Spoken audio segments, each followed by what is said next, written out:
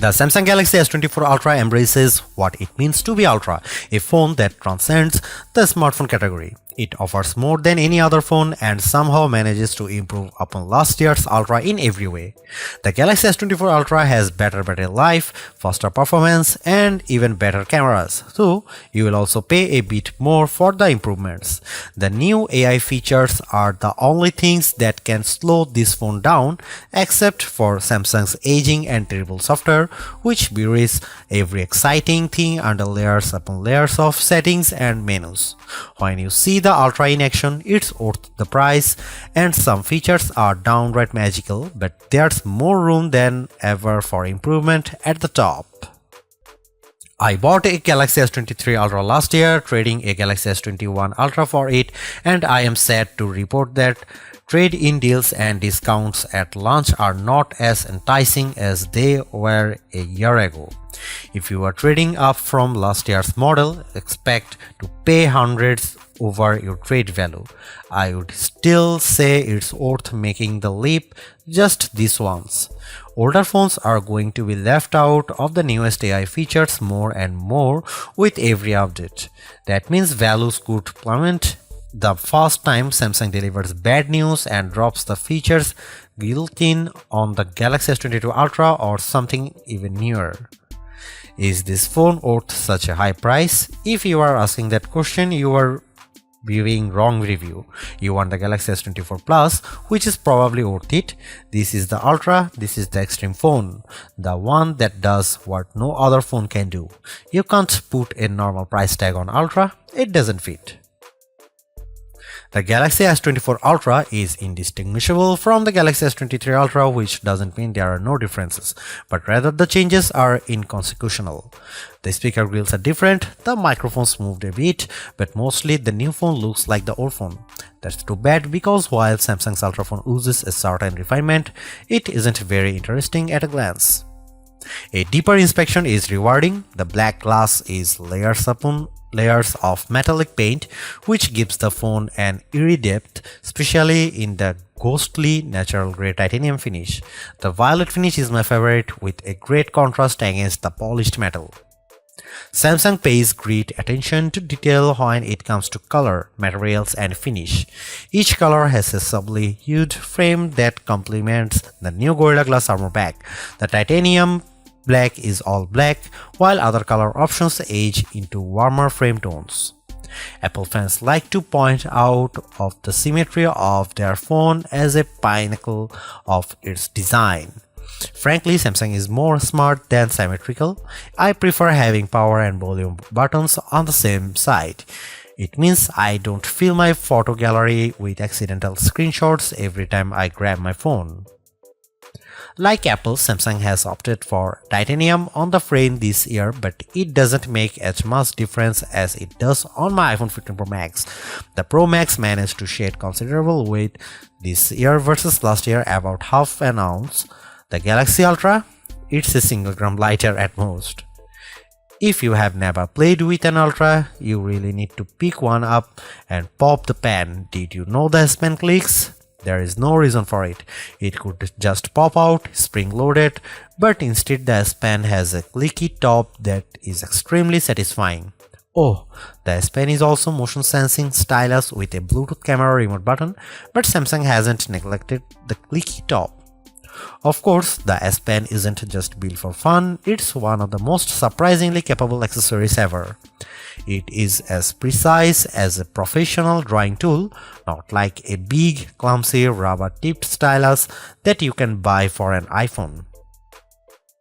It also has Bluetooth built in, so the side button can act as a remote control for other features on your phone, especially the camera. That's right, the Galaxy S24 Ultra ships with a remote camera shutter release, which is an accessory I actually bought to go with my Nikon DSLR. The Galaxy S24 Ultra is flat this year, ending a run of screen curvature that began with the double black diamond slope of the Galaxy Note Edge and subtly resolved itself into a signature Samsung look that refined and reduced the effect of the bezel around the edges. On the front and back, Galaxy S23 Ultra has gently rounded curves that make the phone feel much nicer to hold. The Galaxy S24 Ultra is more sharp, and though it isn't uncomfortable, it feels conspicuously big. The display on the Galaxy S24 Ultra is excellent, as good as you'd hope to find on a premier smartphone. It's huge, bright and colorful, especially using the vivid color tone option. There are plenty of adaptations for this display, including adaptive brightness and color tones that measure ambient lighting and adjust the display to look its best.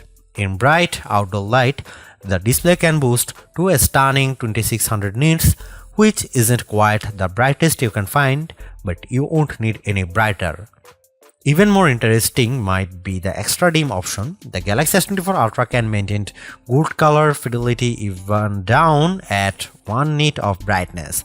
That's dim enough that you could almost check your messages in a movie theater, but then you'd be an extra dim ultra jerk, but you could.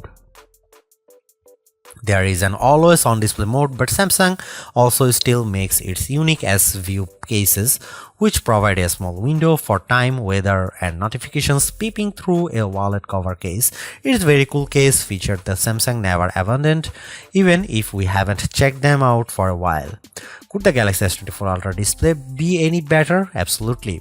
There are phone displays that can reach 144Hz refresh rate too, that may be faster than a human eye can actually see. It would be nice to Samsung to give up the fight against Dolby Vision on its phone displays and TV sets. If you watch a lot of Netflix, shows looks better when you compare a display with Dolby Vision against a display without. It seems like a silly omission for Samsung not to support Dolby's HDR video standard when it supports Dolby Audio. It has become abundantly clear that Samsung is focused entirely on hardware and has no interest in improving its software. The software on the Galaxy S24 Ultra is terrible and One UI is becoming unusable. Even the simplest features are bogged down with options and menus, and Samsung can't seem to make a single decision about what's best for its users. I am going to give Samsung a year to fix its software problems, though I suspect it will take 2 years or more to dig out of the current mess.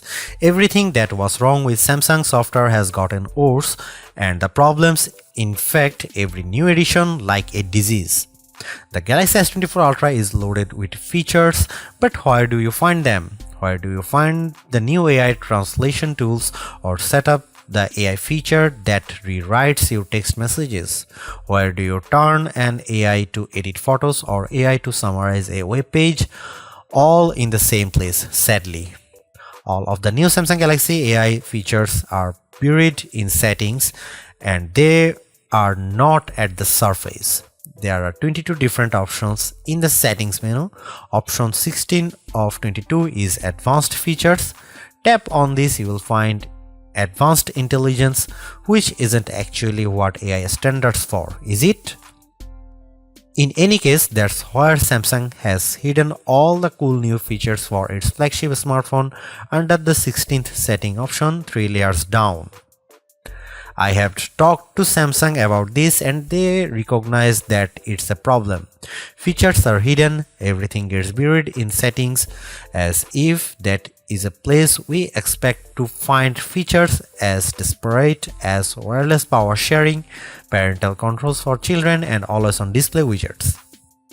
In a feeble attempt to inform users about everything the phone can do, the Galaxy S24 Ultra will occasionally bubble up messages and suggestions for things to try. Sadly, Samsung phones are overloaded with messages and suggestions. Galaxy phones will infamously serve you an advertisement on your brand new Galaxy phone, imploring you to buy that brand new Galaxy phone. That's not how you educate people. Take it from me, a former high school teacher. If you simply tell your users about a new feature once, you haven't taught them to use it. Samsung needs to take a big step back and figure out how to encourage users to try features they will enjoy. Samsung also needs to remove the features that aren't being used and hide the ones that don't need to be visible. As for the new AI features, they are a mixed bag of amazing magic and useless doggerel. If you get a chance to use the AI translation on a phone call, it's like science fiction.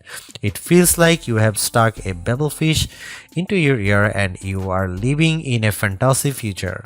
Samsung could write "Don't panic" on the phone and ship it with a towel. The Galaxy S23 Ultra was our overall best camera phone of last year, so rumors that Samsung would be dropping the optical zoom from 10x to 5x set off a flurry of concern. The 10x zoom was the standout feature on the Galaxy S23 Ultra. Aside from the 200 megapixel sensor, the two zoom lenses, the 100x digital astrophotography, the AI image enhancements, and everything else the phone could do. Still, it's odd for Samsung to take a step backwards, especially where specs are concerned. Let's start with the Galaxy S24 Ultra's 5x zoom lens. Samsung has not taken a step backwards, more a step sideways. The Galaxy S24 Ultra still has the best zoom camera you can find on a smartphone. It's better than the Galaxy S23 Ultra's 10x zoom, and it's much better than the 5x zoom you will find on the iPhone 15 Pro Max most of the time, like when you are really using the zoom to its full extent. When you zoom in to 10x or even 100x, the Galaxy S24 Ultra produces images with better color and much better dynamic range than the Galaxy S23 Ultra. Where the older camera made images look flat, you will see more depth and shadow with the Galaxy S24 Ultra. What you won't see is plenty of detail. Samsung has sacrificed the fine details in images for better overall quality. It's good trade. Those 10x and 100x zoom images from the S23 Ultra look terrible. Sure, you could make out some details, but they are mixed with noise and blur like a virtual chopped salad. On the Galaxy S24 Ultra, you won't see as much, but you will be happier sharing those photos because they actually look like good pictures rather than police evidence. Check out some camera sample from Galaxy S24 Ultra and some comparison between Galaxy S24 Ultra, S23 Ultra or iPhone 15 Pro Max.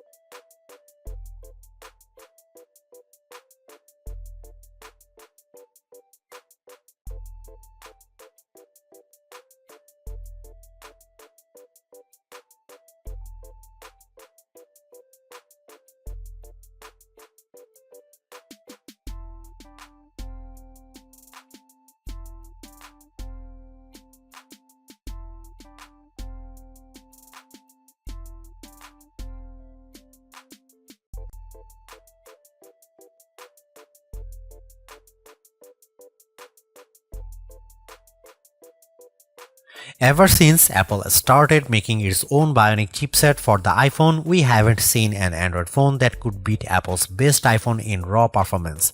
That ends with the Galaxy S24 Ultra. The Ultra is just as fast as the iPhone 15 Pro Max, and in many ways, it's even faster. You may never notice the performance gains, but I have to give credit where credit is due. Qualcomm and Samsung have managed to top Apple's silicon for the first time in years. What does that mean? In the real world, everything that you could do on your smartphone, you can now do faster.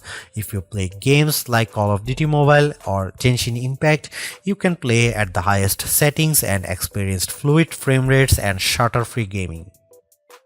Pair your game with an Xbox or PlayStation controller via Bluetooth and you will be destroying noobs on pathetic pixels and cheap Motorola phones in your multiplayer arena of choice.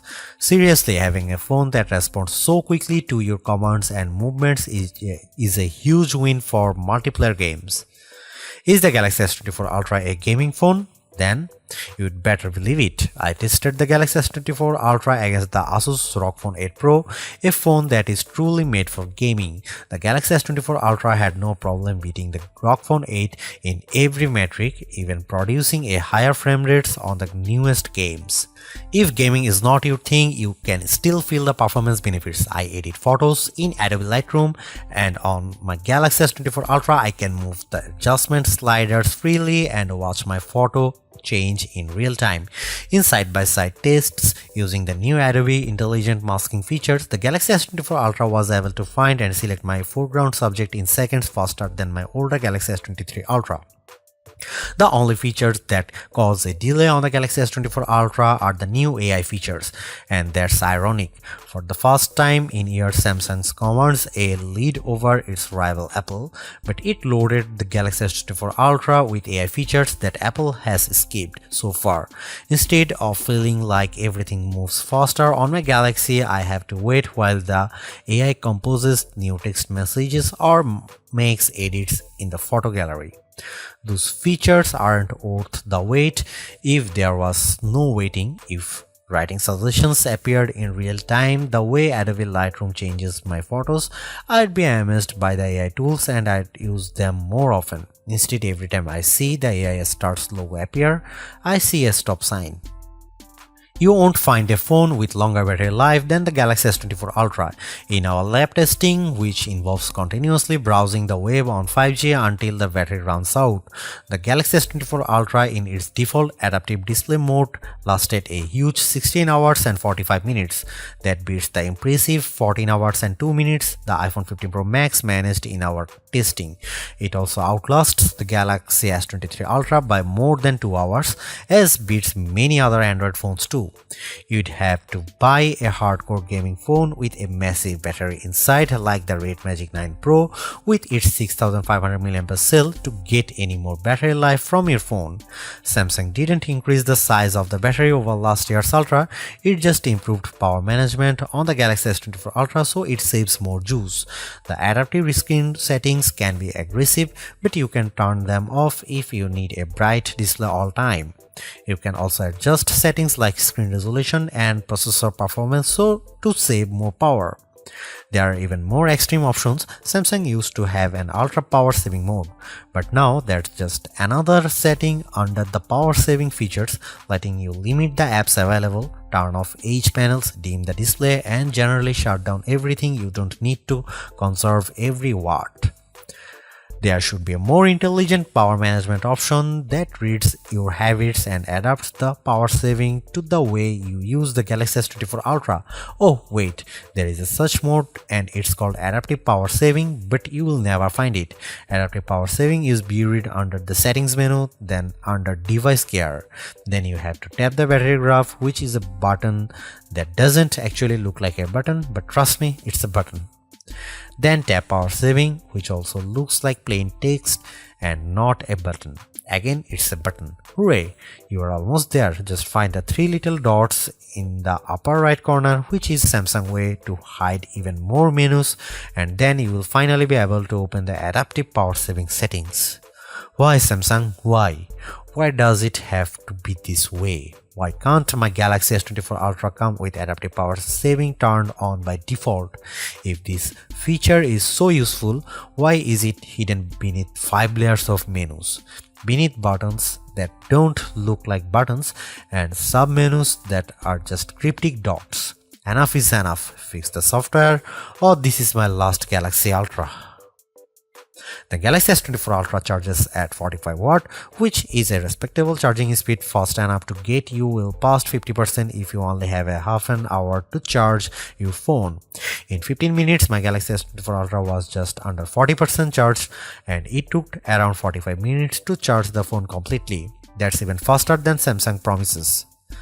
There are phones that charges faster, like the OnePlus 12 that comes with an 80 watt charger. That phone can reach 100% charge in about half an hour, and OnePlus even has a super fast wireless charger that is capable of 50 watt charging. The S24 Ultra can handle up to 15 watt wireless charging, including the latest QI2 charging standard. The Galaxy S24 Ultra can also charge other devices wirelessly, and if you can find wireless power sharing in the settings menu, I will personally send you a price instead. Just add a wireless power sharing button to the quick settings menu if that's a feature you use often. Unlike the OnePlus 12, the Galaxy S24 Ultra does not come with a charger in the box, and if you want the fastest charging speed, you will need to pay attention to the charger you buy. You can spend a lot of money and get a big Walmart from Samsung, or you can do right thing to get Anker 713 Nano charger from Amazon for around half the price.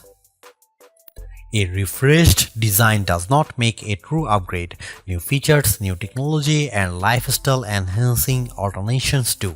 And the Samsung Galaxy S24 Ultra has all of these along with seemingly every other features or specification bump you could want from a new phone.